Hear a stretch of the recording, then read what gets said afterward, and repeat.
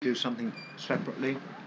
We've got 15 minutes. Can I start? This isn't really a journalistic question, it's just something I worry about. How did you cope being away from home for such a long time?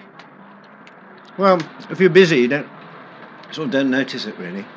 Worst days are days off when you're in some remote place like Pucallpa, in the middle of the Amazon. And all you can see is barbed wire across outside the hotel. Then you get quite depressed. But the best cure for homesickness is just to keep working. Yeah. Did you ever wish you were travelling on your own, not with a crew of photographers, filmers, etc.? Well, there were some places I got to where I wish I could have stopped there and not had to rush on the next day, especially in southern Chile, which is just epic and sublime scenery. And then, yes, I wished I just could have taken decisions to say, all right, guys, you go on, I'll wait here. But it's a job. You've got to fulfill a contract basically to the BBC and whoever else financed it. So you have to look at it like that. In that way, it's not a bad way to see the world. I mean, you actually move pretty quickly, but at least you see an awful lot in a relatively short time, and it gives you kind of ideas for going back to places where you could go on your own, which I probably would do. But the interesting thing is that you probably see less sometimes if you're on your own. At least, the BBC and you're with a crew, sometimes people will take you to places that you wouldn't normally be able to get to. So do you think that makes the programmes that you're making, the travel, it looks more glamorous than the normal person would see if they went to those places? Your experience is that it's not quite... Well, I don't know if it's glamorous. I think you get to places that you might not be able to get to, certainly in one journey. Mm-hmm. But it's not always glamorous. I mean, probably you wouldn't be able to do an expedition like we do in South America down the tributary of the Amazon, unless you went with a special party and a special group and just did that. But as a way of sort of getting, as we do, from right up from Cape Horn to Colombia. I mean, no one would normally do that unless you have that kind of organisation. But it isn't a particularly glamorous part of the journey. It seems like that bit. Yeah. Well, I mean, it's because travelling like that, it isn't that nice when you're dirty and tired, stuff like that. And that's the side that people don't see on television. Do you think that perhaps that should be portrayed? You sort of play that down. Well, I mean, I would say we didn't deliberately play down the fact that I'm dirty and tired. If I'm dirty, I'm dirty, and you've not yet seen the Amazon episodes, but then we're camping for 8 days, and there's no, you just exist on the clothes you've got there. I don't take a wardrobe assistant with me or a makeup assistant or anything like that. So I do look pretty grotty in the Amazon. There's really no attempt made to try and make it look glamorous. In fact, quite the opposite, because I've learned that actually what audiences seem to like, especially after Around the World in 80 Days, is things going wrong, and they do like to feel you've got ill like everybody else and you're having trouble with your bowel, which is what happens to every other traveller. That's something which, probably from the most cynical motives of attracting the audience is worth playing up. British negativity. British negativity. Well, attracts us to everything.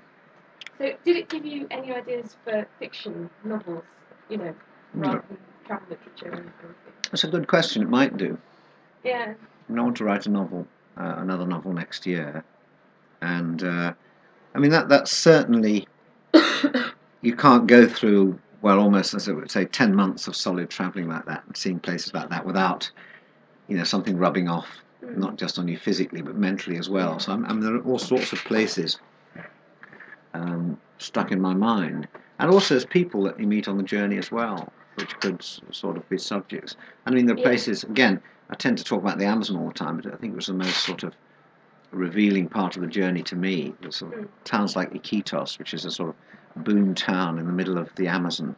There's no roads to the rest of the world, and yet it's got these sort of wonderful European late 19th century villas, because it was once a boom city, and it's now it's a rather laid back, wonderful place to go, and a very evocative atmosphere there, which is unlike anywhere else we went to. So places like that make me think I'd love to set a book there, and put my characters in that sort of situation. I wanted to ask you, out of all the people that you'd met, who would you have shared your last Chinese takeaway with, and Or would you like to see bisected with a cheese wire? Well, bisected with a cheese wire. That's rather interesting. Yes, you didn't like. That's you really like. Yes, no, that's a very sort of slow, lingering death. That is, isn't it? Bisecting with a cheese wire. Well, I must say, most of the people we travelled with and that we met were people that I generally liked and got on with. The only problems are sort of the bureaucrats, the people who are in uniform, who are there to stop you going from A to B rather than anything else. They're the ones, when there's absolutely no contact with you, and you see a sort of, you see someone who's just been programmed, who cannot react to you like a normal human being. It's just the face of authority. They maybe have a gun and maybe just a policeman. They're very likely to be an immigration official because they professionally have to mistrust everybody's story, and that's pretty awful to encounter something like that. Whereas, the lower down you go in the sense in the sort of social circumstances, the friendlier people are. And the people right at the bottom who have absolutely the very least are always the ones who are most anxious to be hospitable to you. Like we filmed in Mexico at this place where a woman taught me how to make tortillas. They're just peasants and they have their own land, but it's not very rich land. And before we went, she made tortillas for all the crew, made sure, because we were travelling, and he went out into this maize field and got corn cobs for us all. They're the people I'd like to bring back. I mean, you can't, obviously, but it's always interesting to me that those who have least give you most. Mm. Which of the 3 journeys have you enjoyed the most? This one. Did you have any input in how? Did you help put it together? Or? Well, I discussed with the series producers, the guy who thought up 80 Days and did Pole to Pole, and so we did discuss whether we should do another journey at all. I was quite happy to call it a day after 80 days and then after Pole to Pole, but you forget the hard bits. 2 years later, you have a nice lunch somewhere and you look at the map and that, and think, "Ooh, that looks wonderful. Yeah, let's go there." But the thing about this was it just grew into something much larger. We had this idea of the Pacific Circle. That's got a nice, at least it's an idea, going back to where we started from, a bit like 80 days. But in the northern part of the Pacific, it's only sort of 1,000 miles wide, or 50 in the Bering Strait. Then you get to the middle, it's 11,000 miles, and it's an enormous distance. You go miles off towards sort of Singapore, and then you've got to go right all the way around. So it's actually a huge distance to cover, and it was twice as long as the other two put together. But every country we went to, without exception, was quite different from the one before, and that sort of again a revolution. I tend to sort of think the Orient, where it's all sort of Japanese, Chinese, they're all same sort of history, culture, and of course absolutely different. Each country, and the Koreans, the Vietnamese as well, have their own language, their own culture, often stretching back 2,000 years, much older than our own. In fact, it makes us look like sort of hicks. But that was what made it the best journey for me. It's just this sheer sort of contrast. And I think I say in the book, there wasn't one day that wasn't remarkable, and I think that's almost pretty much true. What I was going to say earlier is, I think most of from the student press, what would you say is the most valuable education, the very academic one you might get at Oxford or... You did get at Oxford. Yeah. Or the University of Life education you got on the road? Well, I'm a great believer in the University of Life education.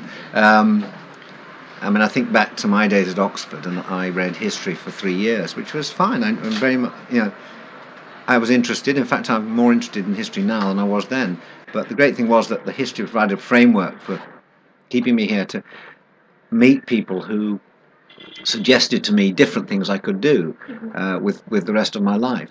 So I was never going to be a historian. I was never going to get a first. I wasn't going to be that brilliant. So, my tutors were very sort of, thank God, quite indulgent and encouraged me to do review and theatre and all that, because they obviously thought I had a better chance of doing that than anything else. So I think there's a certain amount of sort of, feeling to me that the specifically, particularly academic education is only one part of what you're at university for. And I know this is not always fashionable, but it's certainly what I feel. And what you should be doing is meeting people, making friends, and these, trying things you've never done before. Within limits, and then off onto life. But I think travel is a bit like that. I don't feel as though I've got a career or a job. I haven't had one since I left university in 1965. I've always gone from one sort of lucky break to another. And in a sense, the travelling I rather like, because it's still, I feel, I'm learning things all the time. And that's why I travel. And that's what I get out of it. You are a new boy in all these countries. It's your first time in this place or that place, and you have to listen and learn if you're going to find anything out from it about yourself and about the place as well. And I like that process, because I don't want to go into the world saying, right, at X age you know this, that, and the other. All right, you've got your degree. That's it. You know everything about it. It's just the beginning of learning, not the end. So what's next? Rather so profound. Have a break, Michael. Shut up. What's next? Well, I've said next year I'm going to try and have a quiet year, keep my head down, write a book, which I hope will be another novel, but it might be, as someone was saying, were you saying it? No, I think you were saying non-fictional. I mean, yes, non-fictional or semi-fictional, you know. But I just don't know at the moment. But I've got another few months of publicity to sit on airplanes and think about these things.